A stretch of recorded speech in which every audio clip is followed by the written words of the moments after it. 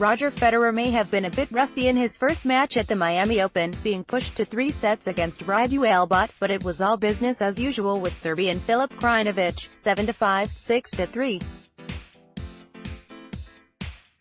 The first set was tight, but the 37-year-old legend found his groove after clocking in the first set win, seizing the momentum to grab a 4-1 early lead in the second set. Roger Federer served at a high margin, clocking in 86% of his first serves, with the Swiss winning 74% of his first serve points. "I thought I served very well, because Filip can return very well, especially on second serve. I know I could feel the pressure maybe, to some extent, if I don't make the first serves. But I still kept going after them, and I was able to hit my spots and keep the pressure on and shorten points as the match went on. I thought, it was a high, intense match in the first sort of, 10 games. Then I was able to pull away. I had a good 20-minute stretch where I was really able to stretch the lead, and that was key today." Federer faces Daniil Medvedev, one of a crop of talented next-gen players who are knocking at the door of the top 10, like Stefan Tsitsipas and Karen Khachanov, and the 20-time Slam champ talked about how much the young generation reminded him of his own peers when he was first starting out. It reminds me very much of the campaign I was part of when I was growing up, the New Balls Please campaign.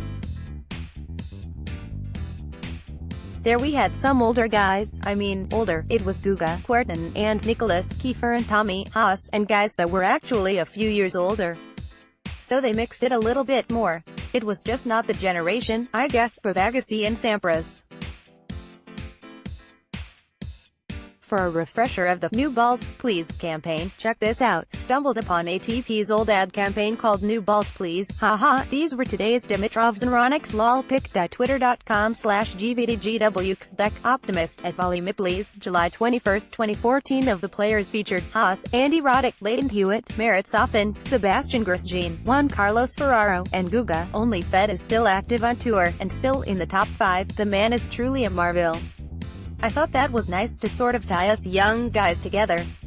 Federer continued, reminiscing about the campaign. "It's not the young against the old, but it maybe feels a little bit like that for the young guys, that they look towards one another to be the best of that group, and then naturally, if you're the best of that group or top 3, you can then also become the best of the next group, which is the main group.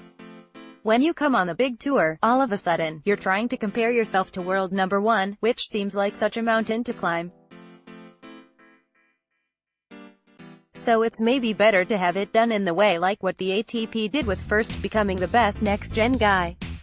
I think for that reason, I think it's worked very well." Medvedev is known for having an all-around varied game.